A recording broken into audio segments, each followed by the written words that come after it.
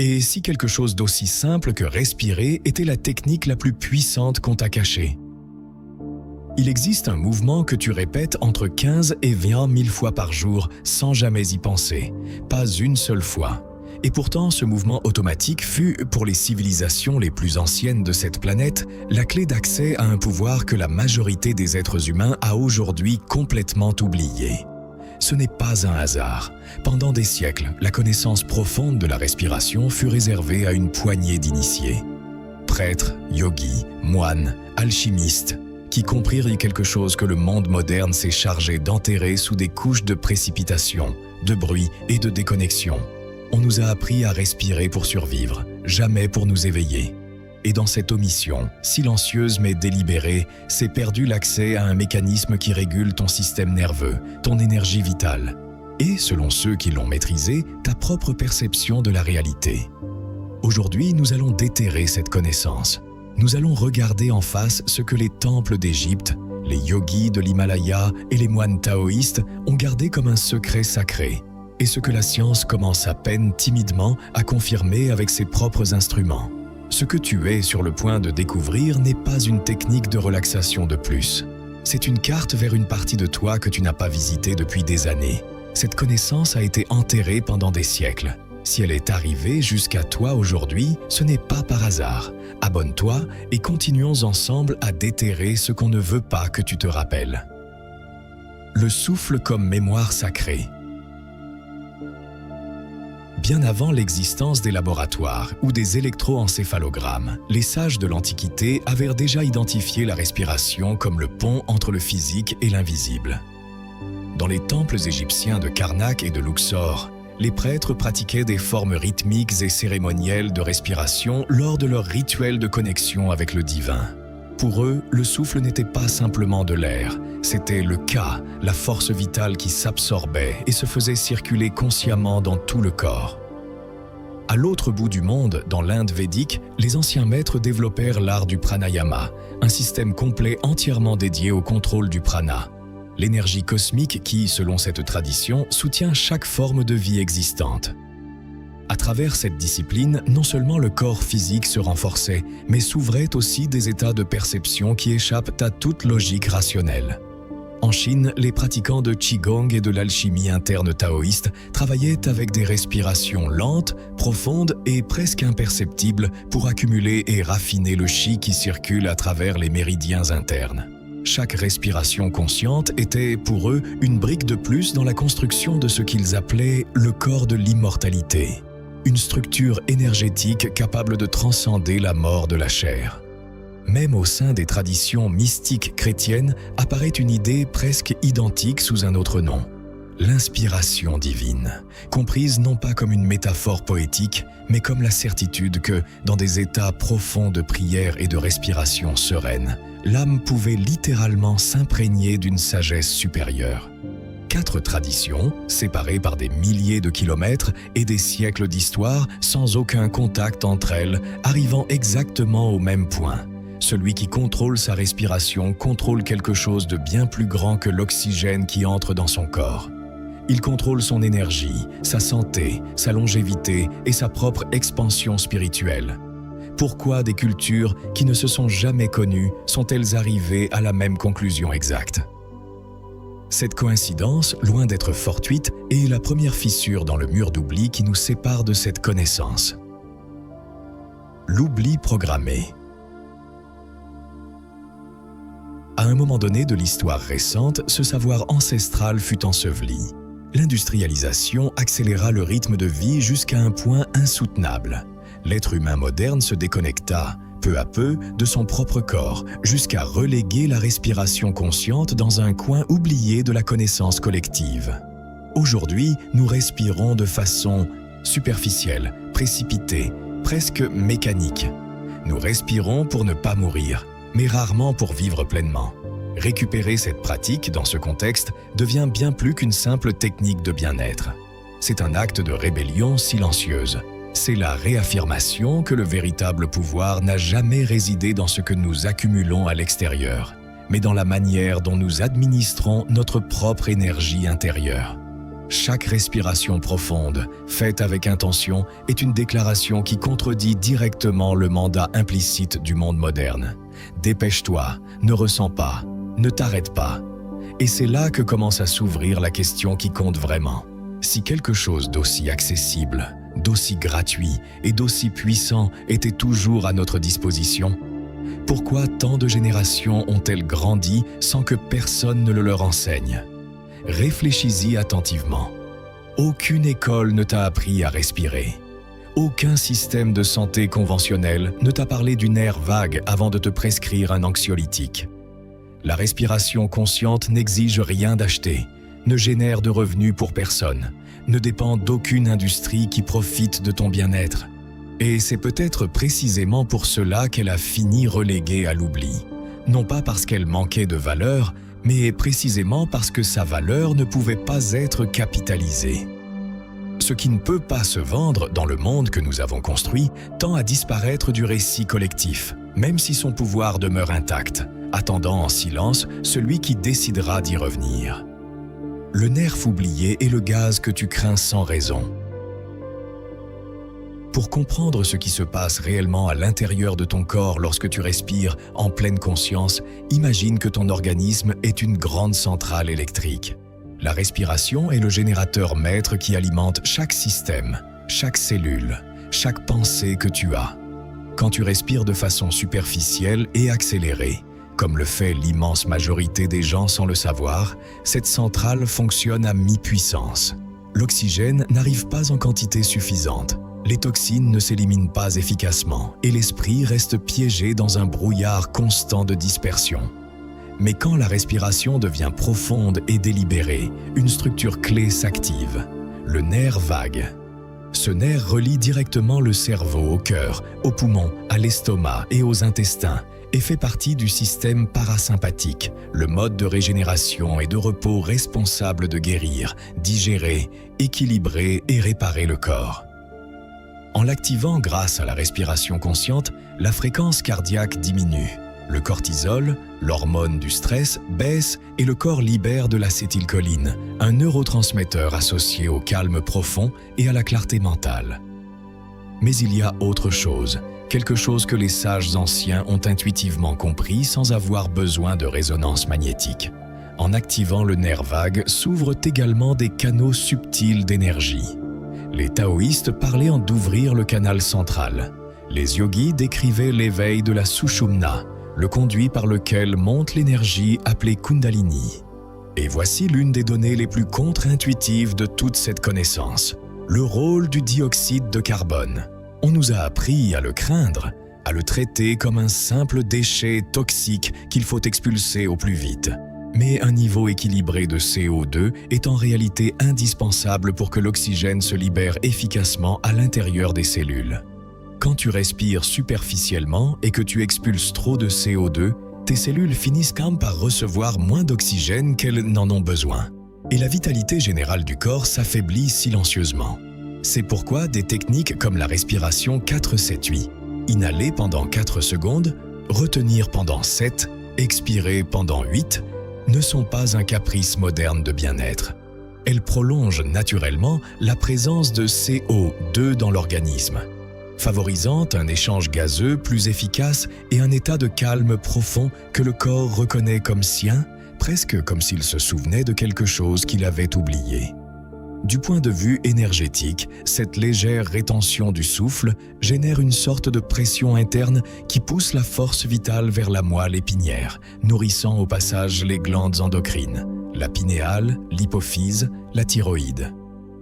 Ce sont précisément ces glandes que les traditions ésotériques associent à l'intuition, à la perception subtile et à ce que certaines écoles appellent le troisième œil. Ce n'est pas un hasard si les mêmes peuples qui parlaient d'énergie cosmique parlaient aussi de vision intérieure, de clairvoyance, d'une capacité perceptive qui s'éveille quand le corps cesse d'être en mode d'alerte permanente. Quand tu vis en respiration superficielle, le corps interprète qu'il existe une menace permanente. Et dans cet état, toute perception subtile reste bloquée par le besoin primaire de survivre. Ce n'est que lorsque le système nerveux reçoit le signal de sécurité qu'apporte la respiration profonde que s'ouvre l'espace intérieur permettant à l'intuition, à la créativité et à la connexion spirituelle de se manifester avec clarté. Le cycle qui meute l'énergie invisible. Chaque cycle respiratoire complet peut se comprendre en 4 mouvements. L'inhalation profonde dilate les poumons, masse doucement le cœur et ouvre les méridiens de la poitrine. La rétention brève élève les niveaux de CO2, facilite l'absorption d'oxygène et pousse l'énergie vers les centres supérieurs du corps. L'expiration prolongée active le nerf vague, induit une relaxation profonde et libère les tensions accumulées. Et la pause finale, cet instant de silence entre une expiration et l'inhalation suivante, crée un vide fertile, où l'esprit entre dans un état de silence expansif, presque méditatif, sans que tu aies besoin de le chercher activement. Ce cycle ne régule pas seulement des fonctions biologiques mesurables. Il harmonise aussi ce que les traditions appellent le prana ou le chi, débloque les centres énergétiques connus sous le nom de chakras ou d'anciens, et renforce le champ aurique qui enveloppe le corps, augmentant la résilience, le magnétisme personnel et une forme de perception que l'on décrit souvent comme une intuition aiguë. Le plus révélateur de tout cela, c'est que cela ne nécessite ni substances externes, ni appareils coûteux, ni rituels compliqués. Seulement toi, ton corps et ton souffle. La technologie, dans ce cas, a toujours été toi. Les nuances qui séparent le curieux du véritable alchimiste. Comprendre la mécanique de la respiration consciente n'est que la première étape. Il existe une série de nuances qui distinguent celui qui pratique de façon occasionnelle de celui qui apprend réellement à naviguer ce courant invisible. La première est la qualité de l'intention. L'état mental et émotionnel avec lequel tu pratiques imprègne directement l'énergie que tu génères.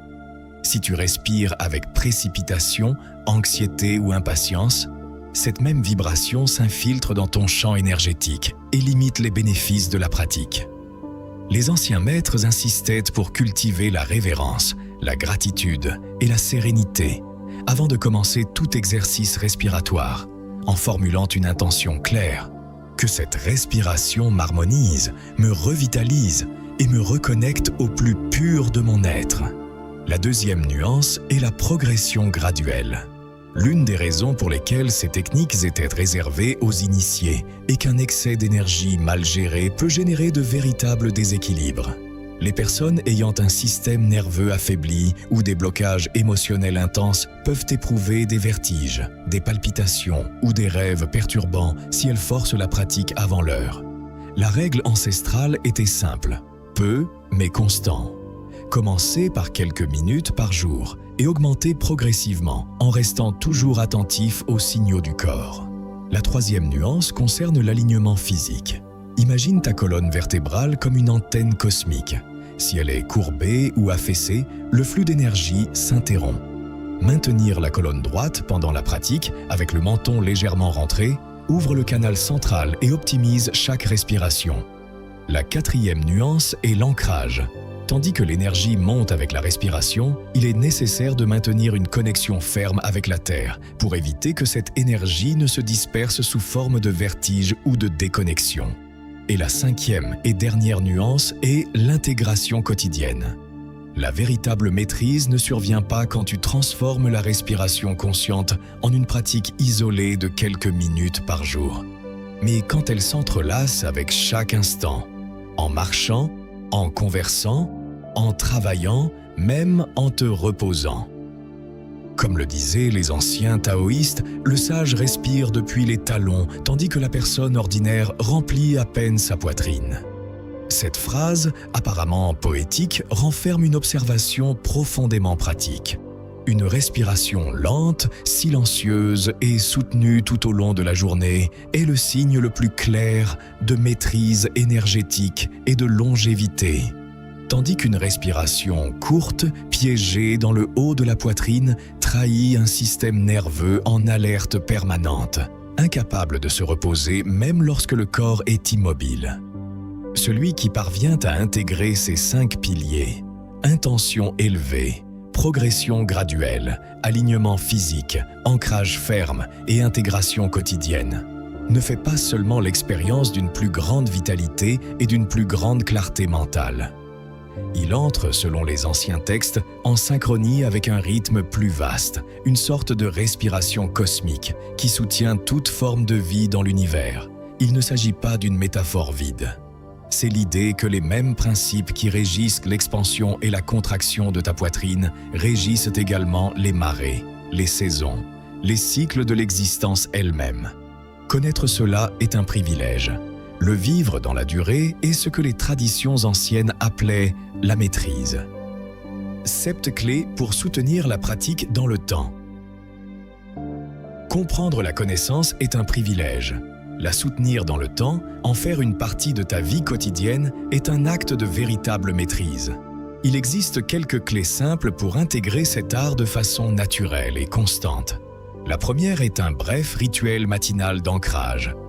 Avant de toucher un quelconque appareil, s'asseoir en silence et effectuer plusieurs respirations lentes et profondes, en visualisant comment chaque inhalation apporte une énergie propre et chaque expiration libère la lourdeur. La deuxième est d'utiliser la respiration comme transition entre des activités importantes, en s'arrêtant quelques minutes avant une conversation importante ou un moment de tension pour réinitialiser ton système nerveux. La troisième clé est de synchroniser la respiration avec la marche en transformant chaque trajet quotidien en une forme de méditation active. La quatrième est de cultiver un sourire intérieur en inhalant, un geste subtil qui génère une vibration de gratitude, capable d'élever ta fréquence générale. La cinquième est une respiration nocturne de nettoyage avant de dormir, libérant à chaque expiration le stress accumulé durant la journée. La sixième est de placer de petits rappels visuels dans ton environnement qui te ramènent, sans effort, à la conscience de ton propre souffle. Et la septième est de tenir un bref journal de ton expérience, en observant comment ton énergie et ton état émotionnel changent avec une pratique soutenue. Aucune de ces clés n'exige la perfection. Elles exigent la constance. Et la constance, appliquée à une connaissance gardée pendant des millénaires, est ce qui finit par l'activer en toi. Il vaut la peine de s'arrêter sur quelque chose qui passe souvent inaperçu. Aucune de ces 7 clés ne te demande plus de temps que celui que tu as déjà. Elle n'exige pas de te lever 1 heure plus tôt, ni d'ajouter une routine complexe à une journée déjà surchargée. Elle exige uniquement un changement d'attention. La différence entre une personne qui traverse la journée en pilote automatique et une autre qui la traverse éveillée ne réside pas dans les heures disponibles, mais dans les secondes qu'elle décide de consacrer encore et encore à se rappeler qu'elle respire. Ce rappel, répété avec suffisamment de fréquence, finit par devenir une nouvelle façon d'habiter le corps. Et c'est là, dans cette répétition silencieuse, que la connaissance ancienne cesse d'être une idée intéressante et se transforme en une expérience vécue. Les textes hermétiques parlaient d'un principe particulièrement révélateur à ce stade. Ce qui est en dedans est en dehors. Si ta respiration est erratique, ta vie tend à se sentir erratique. Si ta respiration est profonde et soutenue, ta perception du monde extérieur commence elle aussi à se stabiliser, même quand les circonstances extérieures n'ont absolument pas changé. Ce n'est ni un hasard, ni une coïncidence poétique. C'est la constatation que l'état intérieur précède, presque toujours, l'expérience extérieure. Changer la façon dont tu respires, c'est, en ce sens, changer le filtre à travers lequel tu interprètes absolument tout ce qui t'arrive. Ce que tu viens de parcourir n'est pas simplement une information sur une technique respiratoire. C'est la reconnexion avec une technologie intérieure que les civilisations anciennes ont protégée comme leur secret le plus précieux et que le monde moderne s'est chargé de te faire oublier sous le prétexte de la précipitation et de la productivité. Chaque inhalation que tu fais désormais peut être un acte conscient de récupération de quelque chose qui a toujours été à toi.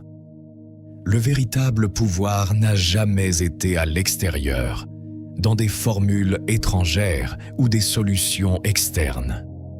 Il a été, tout ce temps, dans la façon dont tu décides d'administrer ta propre énergie vitale, souffle après souffle. Tu n'es pas arrivé jusqu'à cette vidéo par hasard. De toute la connaissance dispersée qui existe dans le monde, celle-ci t'a trouvé toi, au moment où tu étais prêt à t'en souvenir. Si tu as senti que quelque chose en toi se remuait en écoutant ceci, ne l'ignore pas. Écris dans les commentaires cette phrase. Mon souffle est mon pouvoir, et aujourd'hui, je décide de m'en souvenir. Abonne-toi et continuons ensemble à déterrer les fragments de sagesse ancestrale qui furent réduits au silence pendant des générations.